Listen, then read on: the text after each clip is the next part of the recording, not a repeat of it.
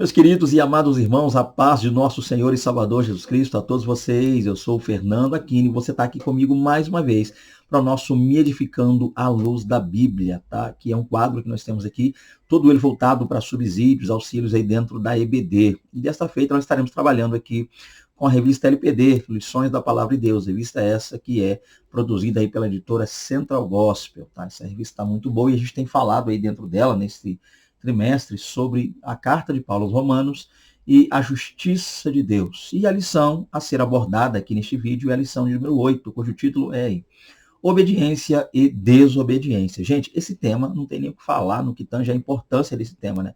Um tema muito importante, um tema muito atual, um tema necessário, primordial para todos aqueles que servem a Deus compreender muito bem o que é obediência e desobediência, a fim, é claro, de praticar a obediência e fugir da desobediência. Continuando aqui então e dando início a essa lição, veremos que o nosso texto bíblico básico encontra-se lá na Epístola de Paulo aos Romanos, capítulo 10, dos versos 1 ao 12. Temos também aí o nosso texto áureo, que está lá em Romanos 10, também, verso 13, e diz: porque todo aquele que invocar o nome do Senhor será salvo. Já a nossa palavra introdutória nos irá dizer. No capítulo 10 de Romanos, Paulo faz um retorno ao tema principal da epístola, ou seja, aí, a justiça de Deus. A rejeição de Israel em aceitar a justificação pela fé os colocava em franca desobediência ao modo que Deus estabeleceu para implantar a sua justiça e, assim, salvar a humanidade perdida. A obediência e a desobediência serão sempre seguidas de consequências. Então, a gente já está começando aí a falar sobre esse tema. Lembrando, é claro, né, que para você que está aí, professor, minha visão também aqui é essa. Embora a gente muitas vezes esteja aqui lecionando, né, dando aquela aula, e você, aluno, pode estar acompanhando de posse de sua revista, né, embora, é claro, você tenha aí seus mestres, seus professores, superintendentes, pastores, toda a sua liderança, você tem a sua EBD para estar lá. Então não falte EBD, esteja na EBD e seja bênção, né, dentro lá da sala de aula na EBD. Mas a gente também traz aqui, além de trazer uma aula já meio que para auxiliar alunos, mas a gente também faz uma espécie de subsídio, onde o nosso maior desejo é auxiliar professores. Então você, professor, também pode encontrar aqui algumas coisas, é claro, que vão acrescentar um pouco mais aí na sua aula, na sua forma de lecionar, até para lhe ajudar. Tá? A minha visão aqui é essa, né? Dentro de toda a minha limitação que tenho, mas estou aqui para tentar lhe auxiliar e tentar, junto a isso, ser bênção na sua vida, professor de EBD, por saber eu a dificuldade, né, que nós, os professores, muitas vezes encontramos. Às vezes falta de subsídio, falta de materiais, às vezes como trabalhar melhor o texto, a aplicabilidade desse texto em sala de aula, ou às vezes nós somos pegos de surpresa, do tipo, somos convidados, geralmente, há casos, às vezes que a gente é convidado na noite anterior, ou seja, na noite que vai anteceder a EBD, e a gente passa toda uma noite em claro, preparando, as pressas, correndo, tá? Então, por isso é que a gente está aqui para te auxiliar, professor. Sinta-se à vontade, esse canal também é seu, você aí, professor de EBD. Então vamos lá, para depois disso analisar alguns pontos. Então a gente vai falar um pouco hoje sobre obediência e desobediência. Mas uma coisa, professor, não pode ser esquecida para essa aula. O fato de que o tema é um tema abrangente, um leque muito abrangente, a gente tem muitas experiências a serem contadas por nós, professores, e também por nossos alunos, né? Possa ser essa uma aula onde a gente acaba falando e às vezes nem consiga ler tanto dentro da revista, porque é um assunto que puxa, né? Existem muitos casos ocorridos em que consequências aconteceram também aí em obediência e desobediência. Isso pode fazer com que alguém queira falar alguma coisa aí na sala, até para poder comentar e tirar dúvidas. Mas o ponto básico é entender uma coisa.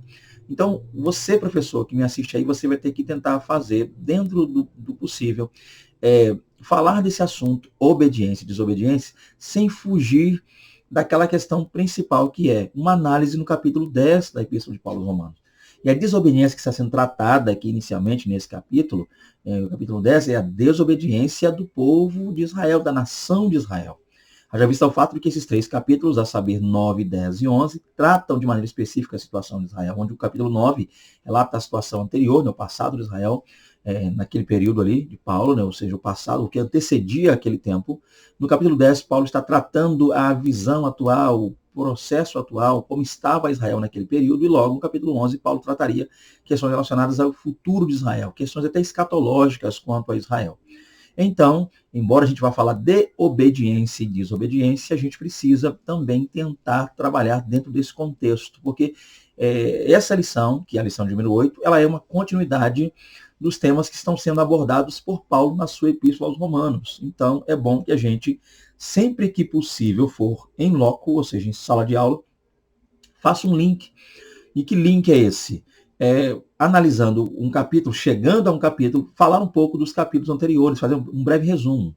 Não farei aqui devido ao tempo, para não estender o vídeo, mas peço você, professor, que faça isso, faça uma espécie de divisão, na qual você talvez inicie no capítulo 1º e vá até o 9, por conseguinte, passe a aplicar o 10, ou você já pode começar basicamente lá do capítulo 2 também, que Paulo trata dos judeus, passa a tratar melhor de seu povo, a saber, os judeus, a partir do capítulo 2. Paulo inicia falando da situação dos gentios, Paulo trabalha mais o capítulo 2 falando dos judeus, e o capítulo 3, Paulo quer mostrar que tanto os gentios citados no capítulo 1 quanto os judeus citados no 2 estão na mesma situação. Que situação é essa? Toda a humanidade está destituída, caída, debaixo do pecado, e é por isso que há a necessidade da justificação, e essa justificação é feita mediante a fé no sacrifício de Cristo. Nós somos justificados quando aceitamos a Cristo como Salvador. Logo, o sacrifício de Cristo, a obra vicária de Cristo, todo o processo realizado por Cristo é o processo que culminou na nossa justificação. Esse é o ponto, tá?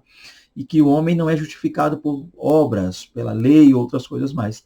Então, Paulo volta a falar sobre esse assunto aqui no capítulo 10. Paulo está trazendo a situação, e quando eu digo a situação atual, embora, é claro, os judeus, muitos dos judeus não aceitaram a Cristo naquele tempo, como também não têm aceitado hoje, mas veremos que Deus fará coisas maravilhosas na vida ainda do povo de Israel. Há muito que se esperar do que Deus vai fazer em Israel, mas o ponto é entender o seguinte: então, professor, comece essa lição, mas sempre que possível, traga um link do capítulo 10, procure o máximo que você puder. Pode ser que eu fuja aqui, eu estou falando para você não fugir aí, mas pode ser que eu fuja aqui pelo tempo. Tem que ser prático aqui. Eu estou gravando um vídeo e pretendo ser o mais objetivo possível. Mas faça-se valer aí, professor. Utilize o seu tempo aí em loco, em sala de aula, para você trabalhar essa linha, essa abordagem.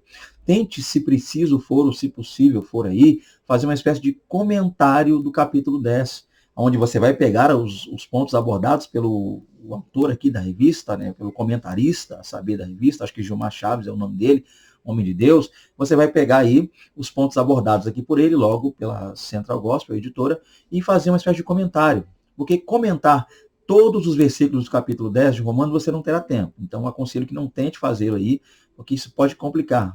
Mas, pelo menos, os capítulos, ou melhor dizendo, o capítulo já está aqui, é o 10. Pelo menos os versículos abordados por essa lição lhe auxiliarão muito. E depois disso, deixa eu já começar, né? Que já estão. Vamos lá, vamos adiantar um pouco aqui. Então, acho que a gente já pode entender. Então, para começar, gente, o assunto-chave, lembrando que o assunto-chave aqui é obediência e desobediência. Logo nós começamos, então a lição tem seu início trabalhando a obediência. Então, evite falar sobre desobediência quando o assunto é obediência. Utilize seu tempo no primeiro tópico para focar mais no assunto de obediência, obedecer, o fruto da obediência, as bênçãos, os resultados, todo esse processo aí, obediência, embora a gente vai ver lá também o resultado no capítulo, no tópico 2, vai trazer o resultado dessa obediência. Então, use o primeiro tópico para definir a obediência, tá? Dá pontos e exemplos voltados à obediência a Deus.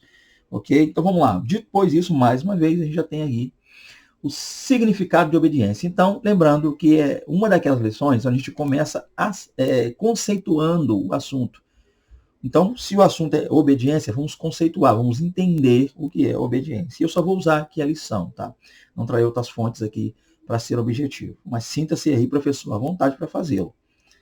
Para entender o que é obediência, é preciso compreender o significado e o alcance da palavra, além do contexto onde ela está inserida. Então aí você já entende o porquê. A obediência é classificada como uma virtude humana e pode ser definida como um procedimento, guarde isso aqui. Então já começa aqui, a gente já começa a ter noção, baseado na revista, do que vem a ser obediência. Tá? Então eu vou ler mais uma vez só essa parte. Pode ser definida como um procedimento no qual uma pessoa, ou mais de uma, ou seja, uma pessoa ou mais, aceita ou aceitam, quando mais pessoas, as ordens de outra ou de outrem. Então, resumindo isso, em suma, para a lição, obediência é aceitar a ordem, aceitar uma ordenância pré-estabelecida, uma ordem dada, acatar uma ordem. Isso de maneira bem resumida, tá? Aí, se você quiser ler dicionários, trazer algumas questões, aplicar, sinta-se à vontade. Eu só estou sintetizando a minha aula aqui, tá? O que não te impede de fazer melhor que eu aí. Então, o ponto, claro, aqui é entender isso aqui. Obedecer é isso, é acatar, é único e tão somente, né, aceitar uma ordem. Isso é obedecer. Então, dito pois isso, né, vamos lá. 1.2, obedecendo a lei sem cumpri-la totalmente. Lembrando, e aqui é por isso que eu falei, professor, pelo cuidado que nós temos que ter. Antes de eu falar sobre alguém que, de repente, eu conheça, ou talvez você cite pessoas e exemplos próximos a você de pessoas que dizem obedecer regras e não a cumprem totalmente, volte lá atrás. Em que sentido? Israel. Vá para o capítulo 10. Dirija-se inicialmente ao capítulo 10, faça uma aplicação baseada em Israel e a partir daí, ou seja, faça uma explicação, melhor dizendo, desculpa.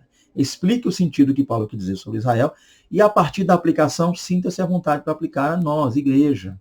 Tá? Já visto o fato que o contexto aqui geralmente não é o nosso, obedecer a lei de Moisés, achar que a lei pode salvar. Nós da igreja não pensamos assim. Então, explique o que houve aqui para aplicar isso aqui dentro do seu contexto. Vai ficar ótimo aí, professor, para te auxiliar dentro da sua aula. Deixa eu voltar e fazer, ou tentar fazê-lo aqui, para ajudar. O povo de Israel via na prática da lei de Moisés o único meio para obter a salvação. Entende? Onde é que está isso? Aí você tem Romanos 10:5. Então vou abrir a Bíblia aqui porque a revista traz, e a Bíblia também. Ora, Moisés descreve a justiça que é pela lei, dizendo: o homem que fizer essas coisas viverá por elas. Isso te faz pensar o quê? E é o que está realmente escrito aqui. A visão que Israel tinha quanto à lei.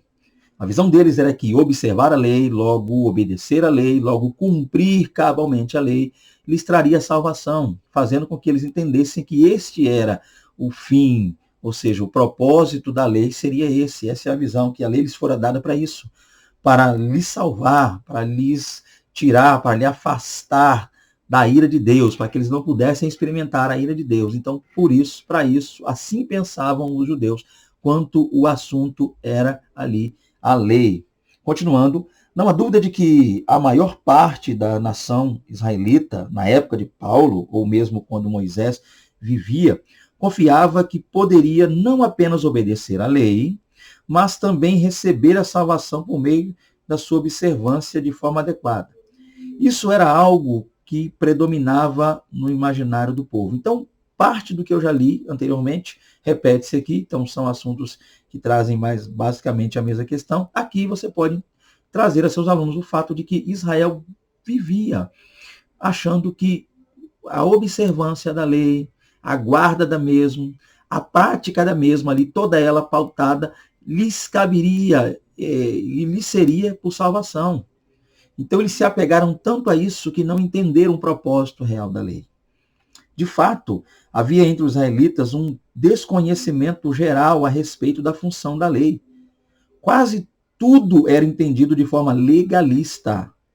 Paulo mostrou que esse era o entendimento equivocado da nação de Israel. Então, vamos lá. O que nós temos é o seguinte: eles recebem a lei é má? Não, nós vimos em capítulos anteriores, em lições anteriores, seus professores aí falaram para você que é aluno e você professor, se é você, há igrejas hoje onde acaba só tendo um professor. Então, às vezes, ele tem que pegar e lecionar da lição 1 a 13, todas as lições do mesmo professor. Então, se você já lecionou as anteriores, você já citou isso, ou se você não fez, ouviu o professor dizer. O quê? Que a lei é má? Não. A lei era boa. A gente falou isso na lição passada aí. O erro, o problema éramos nós, somos nós. Porque uma lei boa, uma lei santa, que deve ser cumprida por pessoas imperfeitas, pessoas pecaminosas, é claro que isso não vai dar certo, isso não vai acontecer. Então, o ponto claro é entender o quê? Vamos lá. Então, a gente se volta aqui para entender o seguinte, versos 2 ou versos 3 e 4, como Paulo citou. Porquanto, não conhecendo a justiça de Deus, verso 3, e procurando estabelecer a sua própria justiça, não se sujeitaram à justiça de Deus. Deixa eu ler o 3, depois eu falo um pouco mais do 4 aí. Então, o que a gente tem a ponto de entender aqui, gente? A gente precisa entender uma coisa. É que Israel não entendeu o propósito da lei, hein? Isso que é interessante. E por não entender o propósito da lei, eles acabaram criando para si um sistema. E que sistema é esse? Eles que acabaram criando uma própria forma de justiça. Eles basearam a sua justiça na forma deles viverem. E aqui é que está o problema. E aqui é que a gente precisa ficar atento quanto a isso. Paulo já havia mostrado que todos estavam sob o poder cruel do pecado e por isso estavam destituídos da glória e da presença de Deus. O ponto é que eles não entenderam o seguinte: a lei santa, lei boa, lei perfeita. Mas o homem que não é santo, nem bom, muito menos perfeito, jamais conseguiria cumprir a lei santa, boa e perfeita. Então, aqui é que estava o problema. O que eles deveriam ter entendido é que jamais conseguiam cumprir a lei, logo, eles precisariam buscar mais que depressa a justiça de Deus, a justificação na fé mediante a Cristo, ou seja, o Messias, ou melhor ainda, buscarem a Deus, compreendendo que eles por si só não conseguiriam cumprir tal lei. E o grande problema deles foi o seguinte: qual foi o que a gente viu aqui? Eles estavam obedecendo, criaram ritos, transformaram aquilo de uma forma muito legalista. Nós obedecemos, nós somos o povo da lei, nós herdamos a lei, recebemos de Deus a lei, nós observamos a lei, os demais não observam, os gentios não observam, os circuncisos não observam. Porém, aqueles que diziam estar observando a lei, que eram judeus, não a estavam observando de maneira plena, de maneira completa, da maneira como Deus queria que fosse. Logo, receberam a lei boa, a ordem de obedecê-la, sim, mas não cumpri-la, ou seja, e não cumpri-la porque o que eles deveriam ter visto é que eles jamais a cumpririam, porque a lei não foi dada para salvar, mas para mostrar ao homem a sua real situação, quem o homem era, e para que o homem se achegasse ainda mais a Deus, buscando a graça de Deus, buscando o favor imerecido de Deus. Não, o que eles fizeram foi tentar, da própria maneira deles, transformar essa lei em algo do que lhes concederia a perfeição. E aí foi o erro deles. Então, eles estavam obedecendo parcialmente. O que eles não sabiam é que achavam estar obedecendo toda a lei, quando na verdade estavam obedecendo de maneira parcial. E esse foi o erro de Israel. Então, por isso, a gente já parte para 1.3, né? Obedecendo a Deus. Já que nós vimos que praticar a própria justiça não é obedecer a Deus, então, o que é obedecer a Deus realmente? Israel conseguiu? Não. Então, essa desobediência, a qual essa lição trata, é a desobediência, a partir do capítulo 10, da nação de Israel. Mas o que é verdadeiramente obedecer a Deus? Quando é que nós estamos obedecendo a Deus? E aí que a gente vai passar a falar no 1.3. Então, 1.3 é a resposta para o erro cometido na 1.2, tá? Então, professor, para que eu não fale muito, seja evasivo aqui, não te ajude em nada. 1.2, o erro de Israel. Ou seja, qual foi o erro de Israel? Uma obediência falha, uma obediência parca, uma obediência fora dos padrões de Deus. Achavam estar obedecendo quando não estavam. Então, eles tinham uma espécie de falsa obediência, ou uma obediência aparente, logo uma obediência que só estava na mente deles. Esse é o ponto. Então, já que a gente viu que no 1.2 a gente trabalhou a visão da obediência, obedecendo a lei sem cumpri-la totalmente, então não é verdadeiramente obediência, o que seria então obediência? E aí você vai trabalhar, professor, na sua lição. 1.2, o erro. 1.3, o que é genuinamente obedecer. O cristão deve aprender a obedecer a Deus diretamente por intermédio de sua palavra. Então, qual é o caminho para obedecer a Deus? Através da justiça em que eu crio, do entendimento em que eu tenho das coisas? Não. Daquilo que a Bíblia me dá como luz, daquilo que a Bíblia me dá como norte, da maneira como a Bíblia me manda, me ensina, me orienta, me exorta a obedecer a Deus. Então, o que eu preciso para obedecer a Deus e continuar fazendo é simplesmente seguir a palavra de Deus, orientando-me através da palavra de Deus, purificando, né? Como diz a Bíblia, né? Como purificará, pois, o jovem ao seu caminho. É isso aí. Quando nós passamos a atentar de maneira prática, objetiva, obediente à palavra de Deus, nós passamos aí a obedecer. Então, o caminho rumo à obediência é a palavra de Deus. Né? A caminhada da obediência tem início quando a pessoa crê na justiça de Deus operada pela confissão ao nome de Jesus como Senhor e pelo ato de crer que Deus o ressuscitou dentre os mortos. Quando eu me entrego a Cristo e quando eu creio logo no processo da ressurreição de Cristo, que isso pode me trazer, porque a morte de Cristo me fez, junto a ela, morrer para o mundo, morrer para o pecado. Quando Cristo morreu, e eu entendendo isso, entregando a vida a ele, eu entendo que eu morri ali com ele. Para onde? Para o pecado e para o mundo, para a vida que o mundo, vida ruim que o mundo me oferece, fora dos padrões de Deus. Mas Cristo não ficou morto, não permaneceu morto, Cristo não está morto, logo Cristo ressuscitou. E ressuscitando Cristo, essa ressurreição do mesmo aponta para a nova vida em que eu vivo agora. Então, eu estou andando em novidade de vida. E andar aqui, não entendo a palavra andar como caminhar. A palavra andar, ela tem algumas conotações diferentes na Bíblia. E uma delas, de andar, como nós dizemos caminhar, dar um passo de cada vez, aponta para viver também. Então, eu estou andando, logo vivendo uma vida nova, uma novidade de vida com Deus. Na sua morte, morri para o mundo. Na sua ressurreição, com ele, vivi, estou vivendo uma vida eterna, abundante, na presença do Senhor. Então, é aí que eu começo a obedecer. Isso que é o ponto. Quando eu me entrego a Cristo, e logo quando eu cumpro os desejos, as ordens, e obedeço a palavra de Deus, logo aí eu já estou, a partir de então, começando a obedecer. Tá? Esse é o ponto. Por quê? Porque só a obediência a Deus pode conduzir a vida da pessoa redimida ao bem-estar e à felicidade. Então, o que é a plena felicidade? O que é o verdadeiro bem-estar? O que é a vida em abundância? É obedecer a Deus, é viver para Deus, é viver a vontade de Deus. Tá? Isso é interessante. Vamos então, depois disso, para o segundo tópico. Vamos lá. E o segundo tópico traz aí para nós resultados da obediência a Deus. Então, você está aqui, eu estou com a revista aberta e também com uma segunda tela que você está vendo aí do lado que me auxilia. Tá? Então, vamos lá. O que é o processo aqui? Então, se o tema, se a lição, professor, que a gente não pode esquecer jamais, tem como título e tema obediência e desobediência, e tem como base inicial o capítulo 10, eu preciso focar toda ela nesses temas. Obediência, quando obediência é mostrada aqui no tópico. Desobediência, quando mostrada também no tópico, quando citada e falada aqui. Logo, toda ela baseada no capítulo 10, buscando as referências que a lição me traz do capítulo 10, entendendo que a desobediência, a princípio, inicial na lição, refere-se à desobediência dos judeus, do povo, a nação de Israel. Tá? E como é que nós, cristãos, podemos fazer, o que podemos fazer para não cair no mesmo erro que caíram eles. Tá? Isso é importante, interessante. Então, agora a gente passa a entender uma coisa. Já que a gente viu que a obediência, o que é obedecer, né? Agora a gente vai parar para falar no tópico 2. Quando eu falar capítulo, você me perdoa aí, né?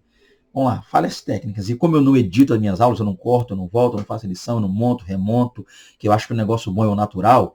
Eu não gosto muito dessa coisa muito enfeitada, ensaiada. Eu gosto de ligar aqui e falar realmente. Então vamos lá. Então aqui nós temos o tópico 2. Resultados da obediência a Deus. E a partir daqui, professor, você já entendeu.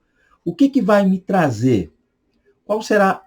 Quais serão os benefícios da obediência? Vale a pena obedecer? Seria a pergunta inicialmente feita aí para o capítulo, ou o subtópico, ou para o tópico de número 2, como eu disse, né? Então, é a pergunta que você pode parar, professor, antes de começar esse tópico, ou ler aqui, resultado da obediência a Deus. Pare e faça aquela pergunta aos alunos. E aí, o que vocês têm a dizer? Vale a pena realmente obedecer a Deus? Quais são os frutos? A gente passa a ver os frutos da obediência. Então, está aqui, os resultados. Depois disso, vamos nessa. 2.1. A obediência a Deus proporciona bênçãos. Então tá aí. Olha que maravilha. Israel era uma nação propensa à desobediência e à apostasia. Então, se você tiver tempo aí, tire uns 5 minutos da sua aula para traçar um paralelo e falar sobre os casos que são muitos, né? Por isso que eu falei 5 minutos, porque tem tanta coisa para falar aí, que trazem, que apontam, que focam, que mostram a desobediência de Israel ao longo dos anos, ao longo do tempo, ao longo dos processos aí. Então, quando você passa a olhar para a desobediência, né, você vê vários exemplos que Israel cometeu, vários erros cometidos pela nação de Israel, desde o início lá, né, desde o período principal, na antiga aliança, Israel caiu perante ídolos, né, afastou-se de Deus, muitos erros cometera. Então, o que é o ponto? Israel, então, lendo sobre a nação de Israel, lendo a história de Israel, a gente vê que eles, via de regra, estavam sempre fazendo alguma coisa que nos mostrava que eles estavam sempre pendendo para o lado da desobediência. Moisés tinha feito um longo relato de bênçãos, caso dessem ouvidos à voz do Senhor e tivessem o cuidado de guardar todos os seus mandamentos, tá? Então, vamos lá. Moisés para com o povo ali, no meio daquele deserto, e ali traz relatos. E esse relato é interessante, porque começaria do tipo, eis que ponho diante de vós, é Deus dizendo, eis que ponho diante de vós a bênção e a maldição. Então, a partir daí, Deus começa a passar um relato de todas as coisas que lhes sucederiam se eles obedecessem, logo também todas as coisas que lhes sucederiam se eles desobedecessem. É claro que isso foi escrito ali, pronto o material ali, compilado ali, e deveria ser lido lá na terra da promessa. Então, ele fora inicialmente dito lá no deserto, mas ele seria lido dentro da terra de Canaã, na qual dois montes, né, Ebal de um lado, Gerezim do outro, o monte da bênção, o monte da maldição, e no meio, Josué ali com o povo, estaria lendo como foi feito. Né? Ele leu isso lá dentro da terra prometida. Mas o ponto é entender o seguinte, então esse processo, né, de bênção e de maldição foi algo que Deus sempre deixou às claras para o seu povo. Ou seja, quando a gente olha para Adão, né, bênção. Deus abençoou, casou Adão com Eva, deu a eles a oportunidade de crescer, multiplicar, povoar a terra. Quando fizeram, pôr dentro daquele jardim para cuidar, deu a ele o direito e o poder de dar nome aos animais, dominar sobre eles, bênçãos, bênçãos e bênçãos. E um dia, capítulo 2:17, falou, olha, toda árvore que há aí no jardim comereis. Mas essa que está no meio aí, ó, que seria a árvore do conhecimento do bem e do mal, dessa você não vai comer, porque o dia que comer, certamente morrerás. Então Deus já havia dito para Adão, Adão sabia anteriormente os resultados que lhe sucederiam caso ele desobedecesse às ordens divinas. Então é isso que é interessante. Então Deus sempre deixou claro. Ou seja, quem me obedece, então a obediência, bênção, a maldição, viria pela desobediência. Então todas as vezes que houvesse desobediência, o resultado da desobediência seria a maldição. Então logo, obedecer não é só único e tão somente acatar a vontade de Deus, mas obedecer é entender que aquele que está exigindo de mim tal obediência sabe o que é melhor para mim. Então, desobedecer a Deus não é ruim só pelo fato de que consequências virão, mas essas consequências, e aí que dói mais, virão por quê? Porque quem anteriormente disse para eu não desobedecer, e esse alguém é Deus, eu disse não desobedeça, já sabia de antemão os resultados, os frutos, os prejuízos, os malefícios causados e trazidos à minha vida por causa da minha desobediência. Então, antes que eu fosse lá fazer algo ruim, antes que eu fosse lá desobedecer, Deus já sabia quais seriam os resultados. Então, por isso, pensando nisso, pensando no bem, pensando na bênção, pensando em mim, por amor a mim, Deus disse, não faça, não desobedeça.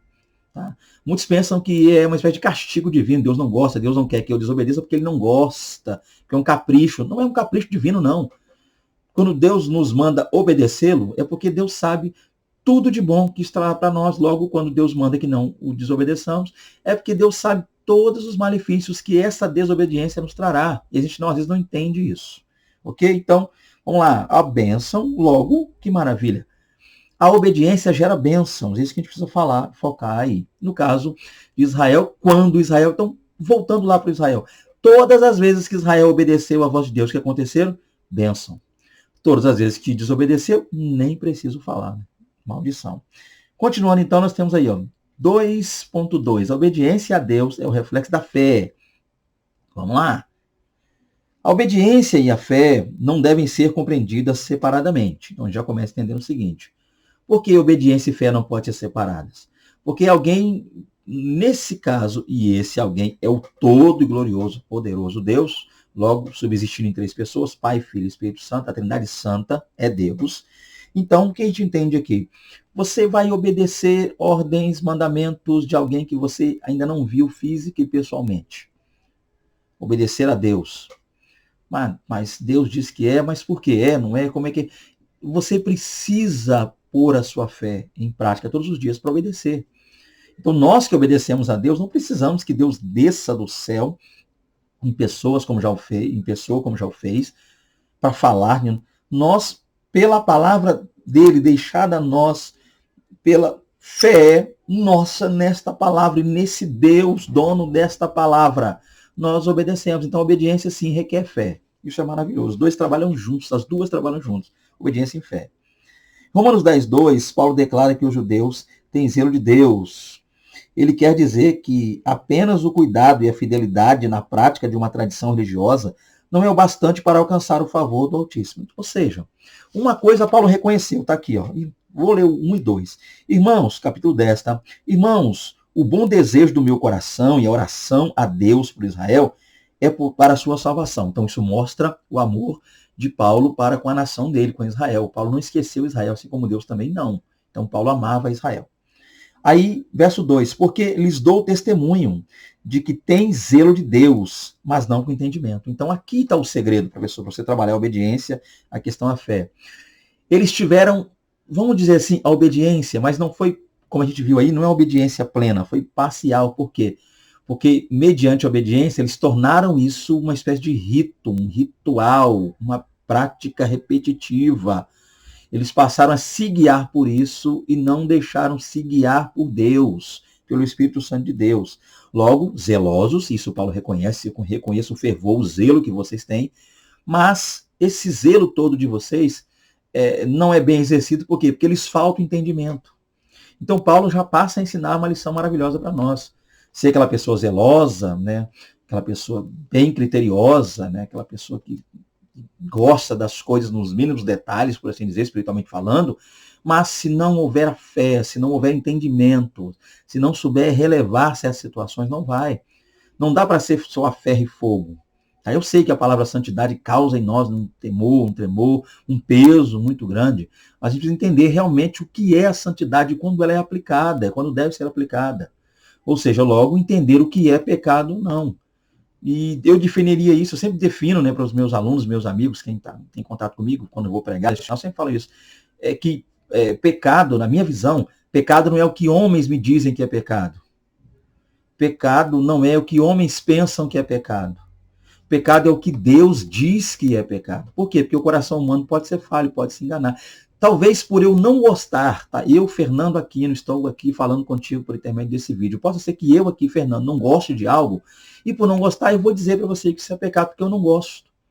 Mas você, lendo a palavra, buscando, orando, não encontrará respaldo bíblico ou, né, histórico, o que seja ligado à igreja, você vai não encontrar nenhum relato bíblico mostrando que aquilo que eu estou dizendo que é pecado é. Então, por eu não gostar, é pecado. Então você não pode ir por mim só nesse sentido. Você só pode ir por mim desde que eu esteja me fazendo valer da Bíblia, da palavra de Deus, desde que haja respaldo na palavra. Entendeu? Também, é claro, isso deve ser entendido. Pessoas falam, então se for olhar assim, cigarro, cerveja não está na Bíblia, uísque não está na Bíblia. Você me entendeu. Eu tenho certeza que você me entendeu. O que eu estou dizendo é o seguinte, é claro que tudo que destrói, denigre, acaba com o meu corpo, tudo que vai trazer efeitos inebriantes, vai me fazer o mal, é logo, é pecado. Mas o que eu estou dizendo é o seguinte, então pecado, né, em sua essência, é aquilo que é contrário à vontade de Deus, o desejo de Deus, a santidade de Deus. Então tudo aquilo que vai contra a santidade de Deus é pecado. Tá? Esse é o ponto que a gente precisa entender. E nesse ponto eles eram muito zelosos, mas esse zelo foi tão grande que eles deixaram escapar algo principal, primordial, que é o entendimento. Zelo sem entendimento, logo, não nos é favorável. Aí nós temos aqui o desfecho do 2.2. O empenho de Paulo era para que eles entendessem o grande mistério da graça em Cristo. O apóstolo desejava, de maneira ardente, que eles compreendessem que Cristo é tanto o alvo quanto o fim da própria lei. Então eu vou repetir essa parte que eu tenho para dizer aqui. Cristo é tanto o alvo, guarde isso, quanto o fim da própria lei. Por que a gente está falando isso? E está aqui a referência na revista aí, Romanos 10:4. Porque, gente, existem dois entendimentos quanto a Romanos 10:4. Tem gente que briga por causa desse versículo. Existem teólogos aí, linhas de pensamento aí, que tem uma espécie de discussão e isso não está muito definido, muito resolvido para alguns.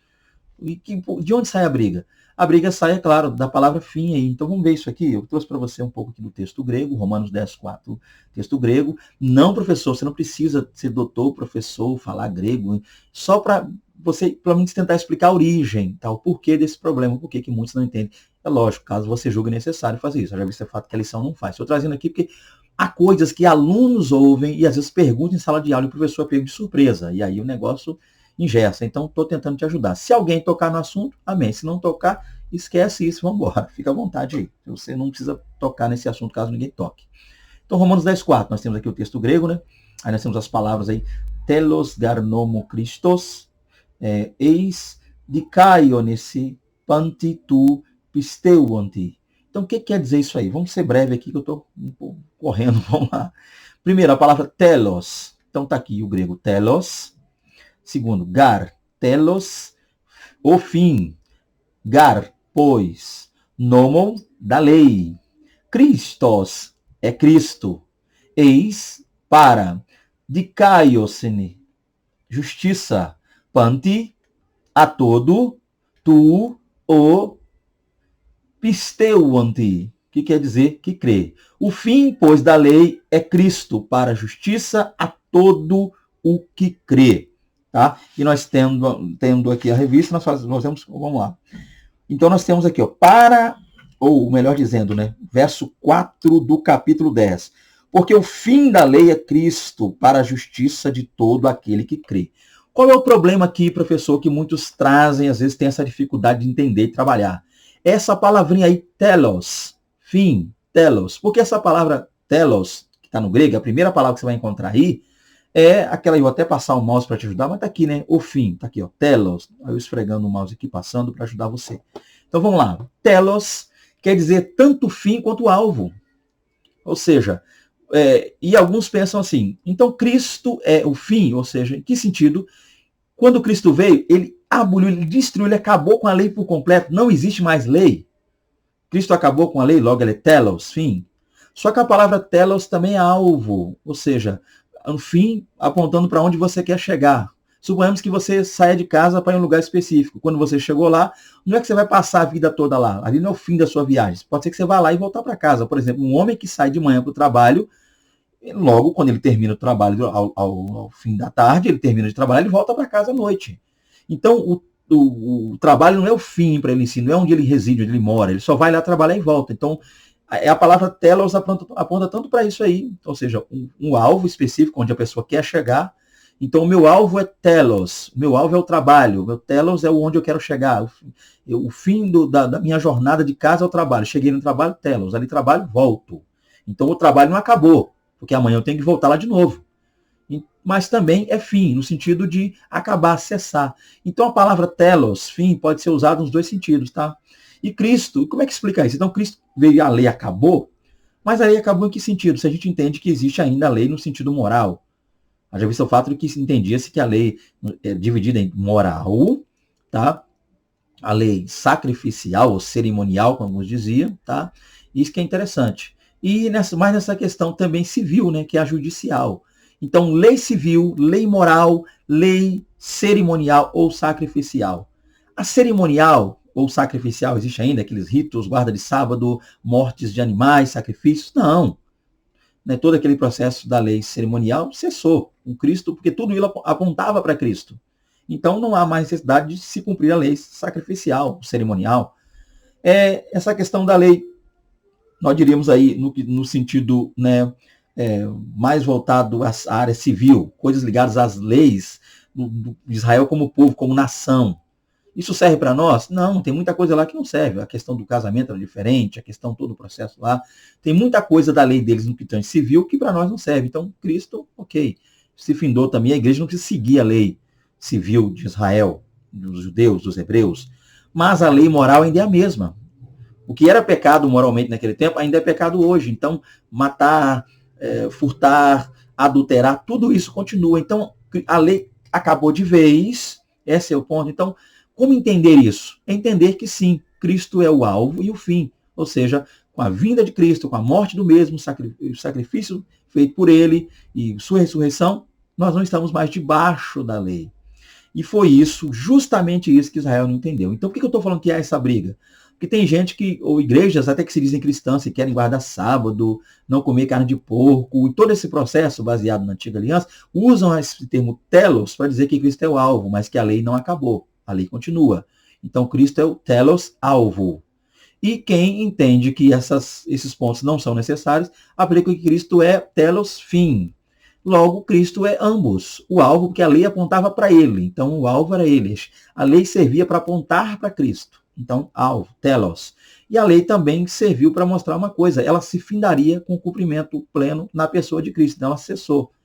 e ela cessou, e só continua dela o que chamam de moral, a lei do Espírito. Deixamos a lei de Moisés, mas ainda estamos debaixo da lei do Espírito. Ok? Isso que é interessante. Eu acho que só para explicar aí, isso tudo aqui, professor, só se alguém perguntar e tocar no assunto. Caso não toque, como diz aí o outro, bola para frente, vamos embora, continua com a aula. Tá? Vamos lá então, 2.3. A obediência a Deus e o resultado da salvação. Vamos falar sobre isso? Vamos nessa.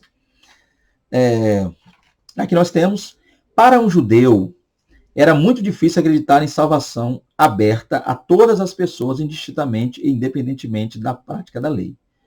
Isso fez deles pessoas que têm zelo por Deus, porém esse zelo baseava-se em legalismo e não no conhecimento aí, e na experiência, conforme o testemunho do apóstolo Paulo em Romanos 10, 2. Então, isso aqui eu praticamente já expliquei, eu acho que não tem muito o que dizer, porque no tópico anterior eu acabei citando esses 2 pontos e fazendo um resumo disso aí. Ou seja, para o judeu, então o que você tem que dizer, professor, aqui, tá? Caso você queira até dividir aquilo que eu falei, você deixa para falar aqui, faça essa análise, né? Eu fiz aqui mais para a correria, mas o ponto é entender o seguinte, a visão que está muito clara aqui, o que pensava o judeu em relação à lei? Que a lei o salvaria, logo ele era zeloso pela lei a fim de que a mesma o salvaria.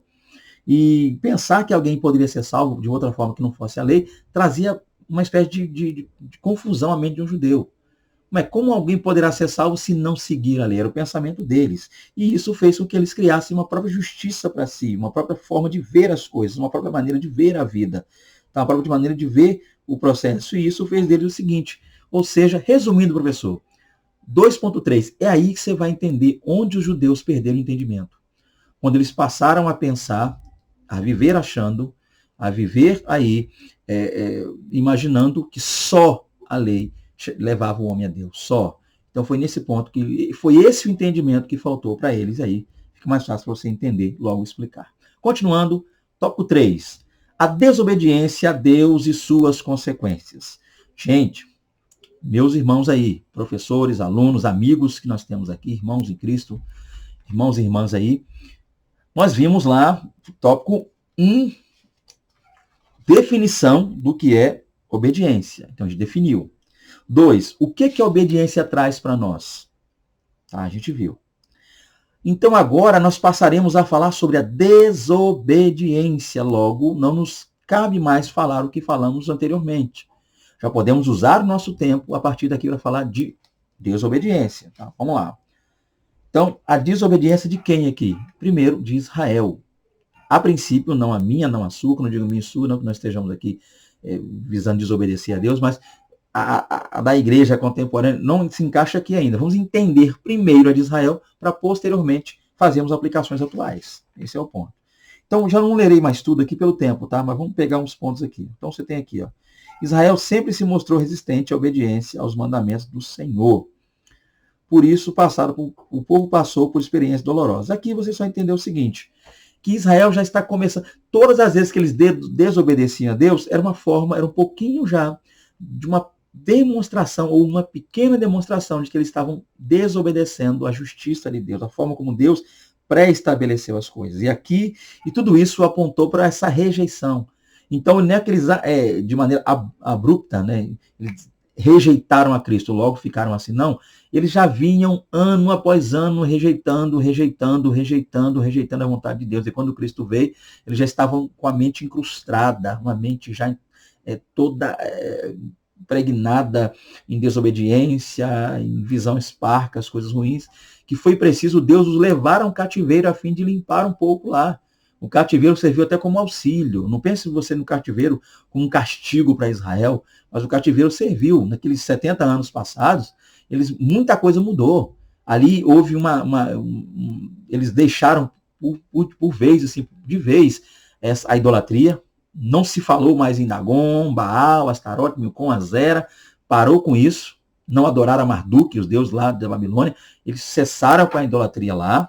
Outra coisa, voltaram-se mais para a palavra de Deus, a instituição de sinagogas, a leitura. Então você vê rabinos voltando-se a ler, estudos jovens se aplicando ao estudo da Torá.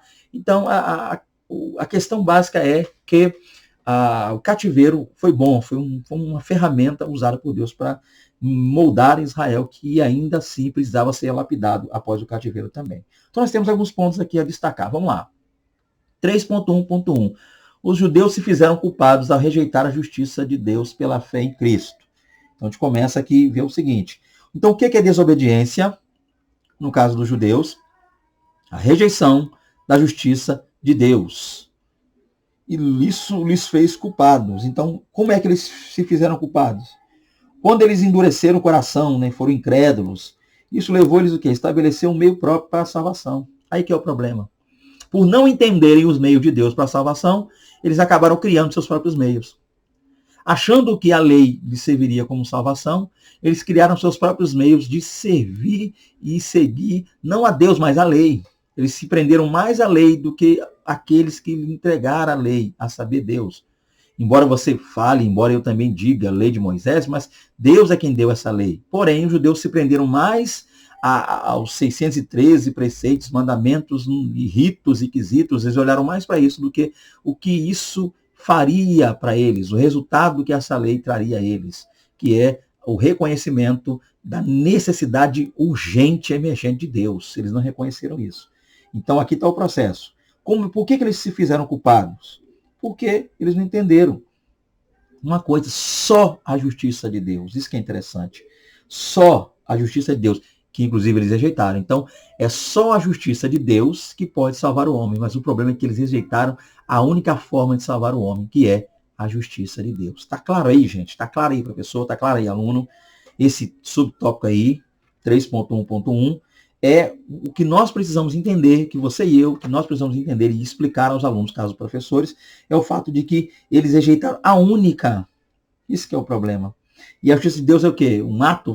É Cristo. Cristo é a justiça de Deus. Eles rejeitaram Cristo, logo a justiça de Deus.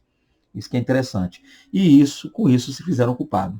Cristo veio para os seus, mas os seus não receberam, mas a todos quanto receberam, deu-lhes o poder de ser filho de Deus. Então, rejeitando a Cristo, os judeus se fizeram culpados. Por quê? Porque Cristo era a única forma de justificação. Rejeitar a única forma de justificação, logo é rejeitar a Deus, logo é se fazer culpado. Você já entendeu aí. Vamos passar para um outro assunto. 3.1.2. Os judeus rejeitaram a salvação, mas não por falta de oportunidades. O que é isso aí? Eles rejeitaram assim porque não sabiam, não entenderam, não compreenderam, não buscaram, não tiveram nenhuma revelação de nada. Não é bem por aí, não. Os israelitas do Antigo Testamento não aceitaram a mensagem do Senhor por intermédio dos profetas. Então, dizer, que é o que eu falei no início, já falei isso aqui no vídeo, até bom pincelar mais. Parece que Cristo veio e não aceitaram e pronto. Não, ele já não vinha há muito tempo aceitando. Então, se eles já tivessem aceitado a mensagem dos profetas, quando Cristo chegasse, viesse, eles de cara, de prontidão, reconheceriam Cristo. Porque já lhes fora anunciado, já lhes fora vaticinado anteriormente que Cristo viria. Porém, com corações endurecidos, fechados, lacrados, enclausurados, eles acabaram não percebendo. Então, esse endurecer de coração, esse fechar-se para a justiça de Deus, é muito antigo. A coisa só foi piorando com o passar do tempo. Com a chegada de Jesus, aí é que eles não entenderam mesmo. É aí que, no momento deles abrirem o coração e dar vazão a Cristo, eles não o fizeram. Logo gerou esse problema. Então, não foi por falta de oportunidade. Tiveram muitas, não uma só.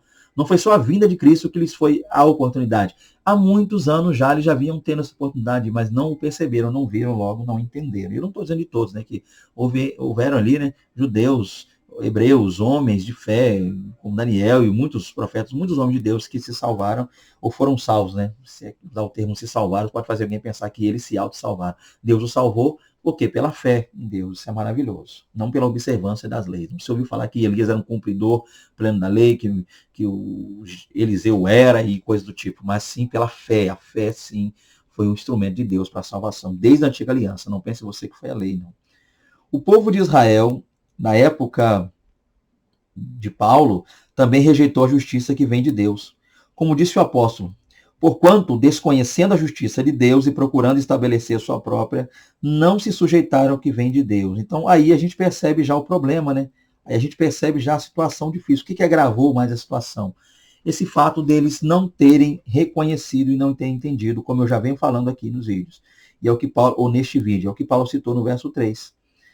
Eles desconheceram a justiça de Deus. E por não conhecer, procuraram estabelecer, criar, logo fazer para si, criar uma justiça. E a justiça criada por homens falhos, logo ela é falha, logo ela é nula. Quarto tópico aí, características da justiça de Deus. Quarto e último tópico, já caminhando para o final dessa lição. Características da justiça de Deus. Tá, vimos que eles rejeitaram, vimos como foi o processo, que eles já vinham há anos rejeitando, há muito tempo. Mas, na verdade, o que é a justiça de Deus? Quais são as características dessa justiça de Deus? Vamos ver agora. Vamos lá. Então nós temos aí 4.1. A justiça de Deus não faz acepção de pessoas. Logo você sabe que a justiça de Deus aqui é Cristo. Mas vamos entender esse processo aqui para a salvação. No verso 12 do capítulo 10 de Romanos, Paulo apresenta um dos atributos mais surpreendentes de Jeová. Ele não faz distinção de pessoas. Seu plano redentor envolve a todos, não importando questões de ordem cultural, racial, de sexo, idade ou cor. Ele é o Senhor de todos, né? E rico para com todos aqueles que confessam e invocam o seu nome. Então, vamos lá. Primeiro passo, a justiça de Deus não faz acepção de pessoas. Quando é e como é que a gente está vendo isso? O verso 10, que diz, visto que com o coração se crê para a justiça e com a boca se faz confissão para a salvação. Então, todo aquele que nele crê e confessá-lo como Salvador, olha que maravilha, logo vem a ele a justiça de Deus é manifesta na vida de tal pessoa. Olha que coisa importante e maravilhosa. Então, tá aí que a justiça de Deus, ela não olha para cartão de crédito, ela não olha para status social, ela não olha para cor de pele, ela não olha para... A justiça de Deus, ela alcança todos. Tá? Isso é maravilhoso. Todos quanto quiserem ter um conhecimento, logo uma convivência plena com o Senhor, serão alcançados por essa gloriosa justiça, e é saber Cristo Jesus. Continuando, 4.2, ela é simples e objetiva. Então, nós é que dificultamos, a verdade é essa. Embora seja necessário estudar com afinco e profundidade os textos da Bíblia para chegar a uma interpretação segura de seus ensinos, a compreensão da mensagem da cruz, ou seja, da justiça de Deus, imputada ao pecador pelo arrependimento dos pecados e pela fé, é algo totalmente simples, objetivo e acessível a qualquer pessoa. Basta fazer o quê? Basta apenas crer na mensagem de redenção e invocar o nome do Senhor para ser salvo. Gente, para ser salvo, eu tenho que me tornar primeiro um doutor em teologia, conhecer grego, hebraico, aramaico, indomeus, siríaco, persa, antigo, egípcio. Eu preciso entender todos os processos da linguística, ter um exímio hermeneuta, um exímio homileta. Não. Para alcançar, ou para, melhor ainda, ser alcançado por essa gloriosa salvação, eu preciso me render a Cristo, me entregar a Cristo. Porém, é lógico que eu preciso entender uma coisa. A partir do momento que eu me entreguei a Ele, eu preciso levar uma vida toda de adoração, servidão a Ele, mas essa vida deve ser pautada no estudo diário da palavra. Por quê? Porque no meio do caminho poderá acontecer de eu cometer alguns erros, falhas concernentes a textos bíblicos, a visões de Deus. E texto bíblico é muito mais do que letras em papel. Textos bíblicos são a vontade de Deus para nós, aquilo que Deus quer que nós façamos e o que Deus não quer que façamos. Como Deus quer que vivamos, logo também como não quer que vivamos. Então precisamos, embora não precisa ter todo esse, não é tão difícil assim, é simples, é objetivo, é prático ter essa salvação, que é através de Cristo, e necessário também buscar entender para que a gente não fique só, muitas vezes, no raso, no quesito que chegar ao momento de cometer erros e falhas por não conhecer mais sobre a Deus. Então, para aceitá-lo, venha como está. Mas o aceitou, é necessária uma mudança de vida, e essa mudança também não diz respeito só a comportamento, no que tange a fazer ou não coisas erradas, mas também levar uma vida pautada no estudo genuíno e glorioso, abençoado da palavra de Deus. Compreenda isso, tá? É simples e objetivo? Sim. Mas uma vez salvo, é necessário lermos, estudarmos a Bíblia e vivermos a vontade para entendermos de maneira clara o que Deus quer de nós e para nós. Continuando, 4.3, todos que a experimentam, ou seja, a justiça de Deus, tem a responsabilidade de divulgá-la. Recebi, e agora? A justiça de Deus. O que fazer? O anúncio do Evangelho, da graça, é uma responsabilidade da Igreja de Cristo e seus membros. A mensagem é muito simples. Somente a obra expiatória de Cristo pode resolver o problema da queda do ser humano e restaurá-lo à sua condição original, com o cancelamento de suas dívidas e o devido registro de seu nome no livro eterno. A mensagem da aplicação da justiça divina por meio do infinito amor de Deus e a consequente salvação, sem méritos pessoais e unicamente pela imensa graça de Deus, precisa ser divulgada ao mundo. Então, o seguinte, alcançado pela justiça de Cristo. Ou seja, a justiça de Deus manifesta em mim por Cristo. Então, sou justificado pelas obras de Cristo. As obras de Cristo me justificaram diante de Deus. Eu preciso levar uma vida pautada na palavra. E eu não posso só guardar isso para mim. Não é um presente que eu escondo e guardo, enterro. É algo que precisa ser compartilhado. Eu preciso divulgar. Como é que as pessoas vão ouvir isso, saber disso, entender disso se eu não falar, se eu não anunciar, se eu não pregar? Esse é o ponto. Israel recebeu lá de Deus coisas maravilhosas, mas ao invés de divulgar as outras nações, ao invés de ser espelho de Deus para os gentios, fechou-se no seu mundinho de vidro, se enclausurou e ficou a vida toda chamando outras nações de circuncisos, circuncisos, circuncisos, se afastando dessas nações e nunca pregou realmente a palavra de Deus para essas nações. Tá? Então esse foi o problema de Israel, que não pode ser o nosso. Nós precisamos pregar, anunciar, falar do amor de Deus. Você que está salvo em Cristo, você foi chamado a pregar. Como é que vão ouvir se você não prega? Como ouvirão se não alguém pregue? Como pregarão se não forem enviados? Então essa é a sequência que Paulo dá. Nós precisamos entender uma coisa. Para os judeus ali, né, os judeus estavam agora ouvindo a palavra de Deus. Então os judeus nunca poderiam dizer, jamais poderiam diante de Deus se justificar a ponto de dizer que não ouviram a palavra. Aquela carta ali já era uma prova de que a palavra havia chegado aquelas localidades que os judeus poderiam ter acesso ali. Embora já haviam na igreja cristãos de origem judaica, uns presos até mesmo ao judaísmo ainda.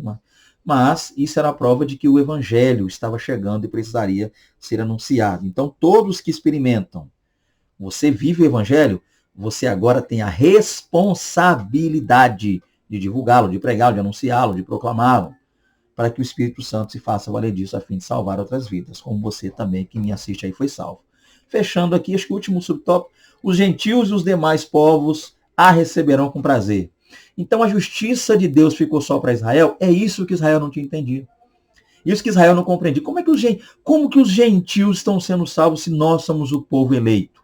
Eles não entenderam isso. E aí que Paulo vai fechar explicando. Né? Então nós temos exemplo, como o profeta Isaías é conhecido como profeta messiânico. Né? Paulo faz várias citações desse profeta na Antiga Aliança. No final do verso 16, em Romanos 10, ele citou Isaías 53:1, que diz: quem deu crédito à nossa pregação? E a quem foi estendido ou quem se manifestou o braço do Senhor? Em Romanos 10:20, outra vez o apóstolo utiliza a expressão do profeta messiânico, que disse: fui buscado pelos que não perguntavam por mim, fui achado por aqueles que me não buscavam.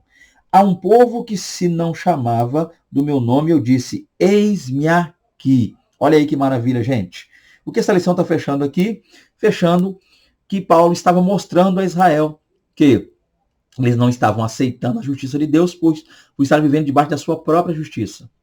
Por falta de entendimento, criaram os judeus para si o que eles chamariam de justiça. Eles viviam baseados em sua justiça. A justiça de Deus veio, Cristo manifestou-se no meio deles. Eles não entenderam, logo não aceitaram. Não aceitando a ele, é claro, que se fizeram culpados. E culpados estavam e precisavam da graça de Deus. Então Paulo está fazendo um apelo para que os judeus, no capítulo 10, busquem, reconheçam o seu erro, busquem a salvação e busquem a graça de Deus e parem de confiar-se único e tão somente na lei de Moisés. E que, por eles não terem entendido isso, houve um povo que não tinha essa lei, não recebeu essa lei, quem? Os gentios, mas receberam a Cristo. Então eles foram justificados mediante a Cristo, não receberam a justiça da lei, mas salvos foram. Por quê? Porque estavam recebendo a justiça de Deus através da pessoa bendita, gloriosa, santa de Cristo Jesus. Esse é o ponto, professor, esse é o foco, professor, e é aí que você precisa trabalhar para fechar e encerrar a sua lição. Concluindo aqui, vamos lá. Nessa lição foram abordados os aspectos da obediência a Deus e da desobediência em relação à sua justiça em Cristo. A obediência a Deus é uma caminhada que se inicia na conversão a Cristo e deve permear a vida do cristão até o fim. Eu espero de todo o meu coração que esse vídeo tenha te ajudado aí. Gravei em cima da hora, semana corrida, nem querer saber o que eu estou passando essa semana para conseguir gravar aqui, uma luta só, mas ainda assim, gravei aqui sábado, talvez alguém consiga assistir. Se uma pessoa assistir esse vídeo, comentar e dizer que ajudou, já vou me sentir muito feliz, tá? Eu vou entender que o esforço aqui valeu a pena. Então, comente, né? Vocês, eu sinto falta de comentários, ler comentários, responder. Eu acho tão interessante quando eu vejo vídeos de muitas pessoas que tem aquela penca de comentário abençoado, assim, tá me ajudando. E lembrando que o comentário não é para me agradar, fica à vontade. Se ficou ruim, vamos. Eu estou aqui para aprender com vocês, eu estou aqui, e se eu falei alguma coisa errada fora aqui, algum teólogo assistindo esse vídeo, alguém que tem um conhecimento maior que o meu, estudou para isso, alguém de repente faz parte aí da revista, da editora Central Gospel, né, porque eu estou fazendo um comentário baseado nela, então pode ser que a minha visão não está 100%, não está legal, sinta-se à vontade. Alguém da ADVEC, Igreja do Pastor Silas Malafaia, né, uma igreja, Silas Malafaia, é uma igreja que eu não conheço, né, mas pessoalmente, eu nunca fui, mas é uma referência aqui para nós, a nível de Brasil e mundo, está chegando aí, uma igreja toda pautada, centrada na palavra, tá? Então, alguém da ADVEC, alguém aí da Central Gospel, alguém, quem quer que seja, assistiu esse vídeo, detectou alguma coisa aqui, sinta-se à vontade, eu estou aqui para ajudar, eu estou aqui para ser bênção, tá? Estou aqui único e tão somente para estender um pouco do meu tempo para auxiliar vocês, né, dentro das minhas limitações, como eu sempre digo aqui. Tá? Então, fiquem com Deus a todos aí, vocês, aos irmãos que nos acompanham, nos auxiliam, estão aqui assistindo, estão comentando, estão curtindo. Caso queira curtir, vocês nunca me verão persuadir ninguém a nada. Quer curtir o vídeo, irmão? Tá aí, ó. Dá aquela curtida, até ajuda. Desejou também? Não quer curtir, descurtir, dá um dislike, sinta-se à vontade. É você aí do outro lado, você e Deus para trabalhar o que você achar melhor. Quiser comentar também vai ser bom, a gente vai estar interagindo. E se quiser falar conosco, 27, porque fala do Estado do Espírito Santo, 99930-8767, tá? Se quiser ter a nossa presença na igreja de vocês, é só convidar, nós iremos aí com todo o prazer do mundo. Minha esposa, meu filho e eu, minha família, adorando e servindo a Deus, glorificando e exaltando o nome do Senhor. Pregações, capedes, seminários teológicos, palestras para casais, jovens, homens, mulheres, é só chamar que a gente vai. Fiquem com Deus a todos, a paz do Senhor Jesus, até a próxima aula, a paz do Senhor Jesus. Amém.